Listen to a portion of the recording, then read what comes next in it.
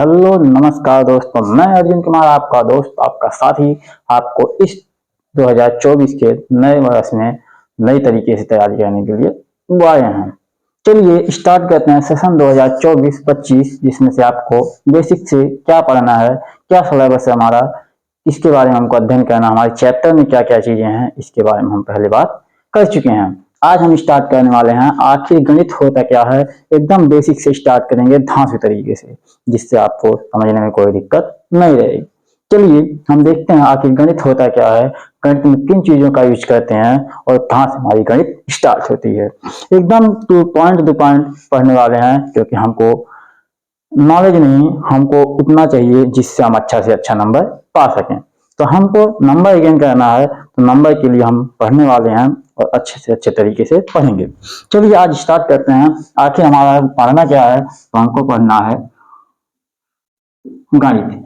ये आखिर गणित होता क्या है, गणित में हम क्या करते हैं, तो गणित में हम कई चीजों के बारे में गणना करते हैं, गिनते हैं कि हम क्या करने वाले हैं। तो गणित में हम गणना करते हैं कि कोई चीज होगा क्या, कैसे होगा, कितना होगा। तो गणित में गणना करने के लिए सबसे पहले हमारा प्रयोग में आता है अंक। अंक क्या होता है, तो अंक यहाँ पे देखेंगे तो 1 2 3 4 5 6 7 8 और 9, ये सभी अंक हैं। क्या जीरो अंक नहीं? हाँ भाई, ये जीरो का विस्तार हुआ तो जीरो भी एक अंक हो गया। यानी कुछ ये दिखते हैं 9 तक, लेकिन ये होते हैं 10 अंक, इसलिए इसको बोलते हैं दशमलव या फिर दार्शनिक अंक। दशमलव या फिर दार्शनिक अंक, इन्हीं दशमलव या दार्शनिक अंकों से मिलकर संख्या बनता है, जिन संख्या के बारे में हम आज बात करने वाले हैं। तो जब इन्हीं अंकों को एक से अधिक, मतलब एक से अधिक अंकों को एक साथ मिलाते हैं, तो इन्हीं एक से अधिक अंकों को मिलाने पर जो हमारा फॉर्मेशन बनता है उसी को बोलते हैं संख्या। क्या बोलते हैं? संख्या। यानी जब एक से अधिक अंकों को एक साथ कंबाइन करके रखते हैं तो इससे हमारा बनता है संख्या, और ये हम इनको पढ़ने वाले हैं संख्या। जैसे मान लीजिए उसमें से एक है और इसी एक को जीरो के साथ बना दिए तो हमारा 10 मिल गया, जिसको हम अंक में बोल करके बोलेंगे संख्या। ठीक इसी प्रकार मान लीजिए 2 हो गया, 2 के साथ 7 को एडजस्ट कर दें तो ये 2 और 7 अंक में बोल करके इसको हम बोलेंगे एक संख्या। तो 2 और 7 एक संख्या बन गया। इस प्रकार से हमारे कई तरीके से इन्हीं को आगे पीछे करते जाएंगे तो कई प्रकार की संख्याएं मिलती जाएंगे। क्या यही केवल अंक हैं? नहीं, ये केवल ऐसे अंक हैं, इनमें हम साइन यानी दिशा बता देते हैं कि किस दिशा में जा रहा है, प्लस में या फिर माइनस में, तो और अंकों की संख्या बढ़ जाती है। मतलब अंक यही होते हैं, संख्याओं की संख्या बढ़ जाती है। तो चलिए हम देखते हैं संख्या क्या होता है, संख्याएं कितने प्रकार से होती हैं। तो हमको देखना है संख्या।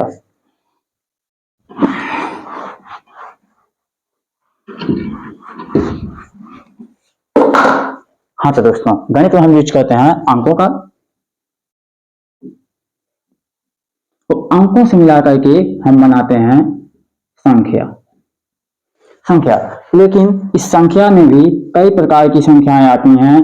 सबसे पहले नंबर पे आता है प्राकृतिक संख्या। ये प्राकृतिक संख्या क्या होता है? जब किसी संख्या को प्रकृति में उपस्थित चीजों को गिनने के लिए हम यूज करते हैं, इसको बोलते हैं प्राकृतिक संख्या। मतलब सभी चीजें हमारी आसपास की चीजें उपस्थित हैं, यदि हम उनको गिनने के लिए कोई संख्या प्रयोग करते हैं तो बोलते हैं प्राकृतिक संख्या। यानी कोई चीज उपस्थित होगा तो कम से कम एक उपस्थित हो सकता है, और इसी चीज को यदि बढ़ाया जाए तो 2 3 डाट डाट करके ये अनंत तक जा सकता है। जैसे 9,999 के बाद फिर 10,000 आएगा, 5,610 के बाद भी 5,611 आएगा। मतलब ये संख्या बढ़ता चला जाएगा, और इसी को बोलेंगे हम प्राकृतिक संख्या। यानी एक से लेके अनंत तक की संख्या को बोलते हैं प्राकृतिक संख्या। इसमें माइनस नहीं होगा, कोई दशमलव नहीं होगा। ये पूरा पूरा पूरा पूरा संख्या लेंगे, 1 2 3 4 5 6 करके ऐसे अनंत तक बढ़ते चले जाएंगे। तो इस प्रकार हमारा मिलता है प्राकृतिक संख्या। क्या आपको पता है इस प्राकृतिक संख्या में हम जीरो मिलाते हैं? नहीं, तो जीरो को हम प्राकृतिक संख्या में ऐड नहीं करते हैं। तो कहाँ ऐड करते हैं? तो जब हम जीरो को प्राकृतिक संख्या के अंदर डाल देते हैं तो हमारा बन जाता है पूर्ण संख्या। यानी 0 से लेके यही संख्याएं जब स्टार्ट करते हैं यही अनंत तक जाता है, लेकिन उसमें 0 आके मिल जाता है तो इसको बोलते हैं पूर्ण संख्या। क्या जब सॉरी प्राकृतिक संख्या में 0 मिला देते हैं तो बन जाता है पूर्ण संख्या।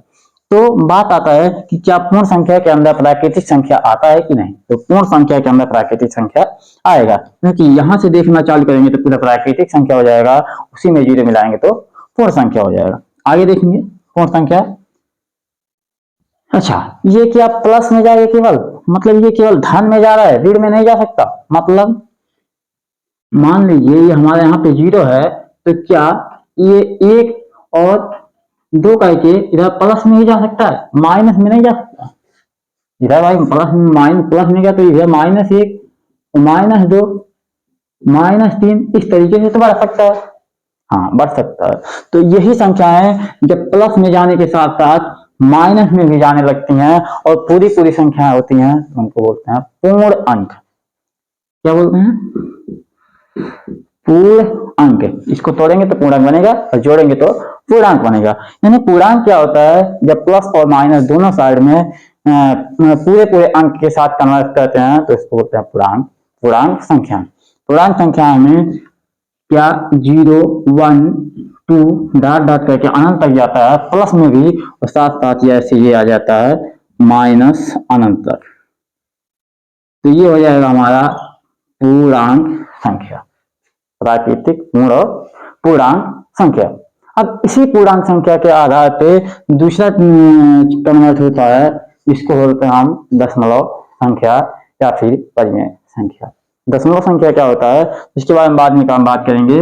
इसी पूर्णांक संख्या को जब हम कन्वर्ट करते हैं, जैसे मान लीजिए हमारा मिल गया 2, इसमें जोड़ेंगे 2 तो मिलेगा 4, जो एक पूर्णांक संख्या मिलेगा, यानी इसी में मिलेगा। लेकिन जब 3 में से 2 को घटाते हैं तब क्या मिलता है 1, यानी जोड़ने और घटाने पर जो मिला वो पूर्णांक मिलेगा। ठीक इसी प्रकार से 3 का 4 में गुणा करेंगे तो भी मिलेगा 12, ये भी मिलेगा एक पूर्णांक। लेकिन जब भाग करते हैं तो 4/3 करने पर ये हमारा पूर्णांक नहीं मिलेगा, इसी को बोलते हैं हम परिमेय संख्या। यानी जब पूर्णांक को हम अंश बटे हर के रूप में लिख देते हैं तो हो जाता है हमारा परिमेय संख्या। तो पूर्णांक के बाद अगला हमारा स्टेप आ जाएगा कौन सा, तो पूर्णांक के बाद अगला हमारा आएगा परिमेय संख्या। पूर्णांक के बाद आएगा हमारा परिमेय संख्या। परिमेय संख्या क्या होगा, ऐसे पूर्णांक होंगे जिन्हें हम p और q के रूप में लिख सकेंगे। ये दोनों ही पूर्णांक होंगे, मतलब p और q दोनों ही पूर्णांक होंगे। अच्छा, q क्या होगा, तो q हर होगा जिसका मान 0 नहीं हो सकता। क्यों 0 नहीं सकता, क्योंकि 4/0 हम करेंगे तो इसका मान आ जाएगा इनफाइनाइट, और ये ऐसा ही नहीं पड़ेगा। उसी तरीके से p/q यानी q का मान 0 हमेशा नहीं होगा, इसको बोलेंगे परिमेय संख्या। ठीक। दूसरा, मान लीजिए कोई परिमेय संख्या नहीं है तो अपरिमेय हो जाएगा। क्या जानते हैं, यदि परिमेय मान लीजिए p/q को करें और q का मान 0 कर दें तो क्या हो जाएगा, परिमेय तो होगा नहीं, तो हो जाएगा अपरिमेय संख्या। कैसी संख्या, अपरिमेय संख्या। ये हो जाएगा हमारा परिमेय संख्या और ये नीचे वाला हो जाएगा अपरिमेय संख्या। हालांकि इसको और डिटेल से बात करेंगे तो आगे देखेंगे हम जब चैप्टर चालू करेंगे। तो ये परिमेय संख्या और ये अपरिमेय संख्या। इस तरीके से हमारा ये पूरा यहाँ तक के चैप्टर के मेन पार्ट समाप्त होते हैं, परिमेय और अपरिमेय संख्या। अगला आता हमारा सम संख्या, विषम संख्या, भाज्य और अभाज्य संख्या। तो इसको हटा दें। अगला आएगा सम, विषम, भाज्य और अभाज्य। इन चीजों के बारे में देखेंगे तो इन 4 चीजों के बारे में देखेंगे। तो सम संख्या, जैसा कि अपने लिखते टाइम में ऐसे कुछ दिखाया है, जिसमें लिखा गया है ऐसे कुछ सम, मतलब ये 2 के टाइप में लिखा गया है। तो सम संख्या ऐसे कह सकते हैं जो दो के मल्टीपल में हो, मतलब दो से यदि इसमें भाग दिया जाए तो पूरा पूरा कट जाए, यानी दो से भाज्य हो। अच्छा, भाज्य क्या होता है? तो जो कट जाए, पूरा पूरा कट जाए, यानी वे संख्याएं जो दो से कट जाती हैं उनको बोलते हैं सम संख्याएं, या फिर जो दो के गुणज के रूप में होती हैं उनको बोलते हैं सम संख्या। अच्छा, सम के बाद आता हमारा विषम। तो ये बी लग गया तो सम को बिगाड़ देगा, यानी सम था जो दो से कट रहा था, बी लग गया तो बिगाड़ दिया। यानी विषम संख्या वैसे होते हैं जो दो से नहीं कटेंगी, तो जो दो से भाज्य नहीं होती हैं उनको बोलते हैं विषम संख्या। अच्छा, भाज्य मतलब क्या होता है? तो भाज्य मतलब कि पूरा पूरा कट गया है, यानी इसमें कोई शेषफल नहीं बचे। जैसे मान लीजिए 4 से हम भाग देते हैं 2 से, 4 में भाग देते हैं 2 से, तो 2 दूनी 4, यहाँ पूरा कट जाता है। ये हमारा होता है भाज्य, ये भाजक, भागफल और शेषफल। तो इसको भाज्य हम कब बोलेंगे? जब पूरा पूरा ही पूरा कट जाएगा। वही संख्याएं जो पूरी पूरी कट जाती हैं उसको बोलते हैं भाज्य संख्याएं, और अ लगने से भाज्य नहीं होगा, यानी जो नहीं कटेंगे वो अभाज्य संख्या। इसके लिए कोई रूल नहीं है, हमेशा किसी के लिए यदि एक बार कट जाएंगी तो भाज्य संख्या हो जाएंगी, और नहीं कटेंगे तो अभाज्य संख्या हो जाएंगी। सम संख्या जो 2 से कटेगी तभी सम होगी, 2 से नहीं कटेगी तो विषम हो जाएगी। तो इस प्रकार हमारे संख्याओं के बारे में आज हमने अध्ययन कर लिया है।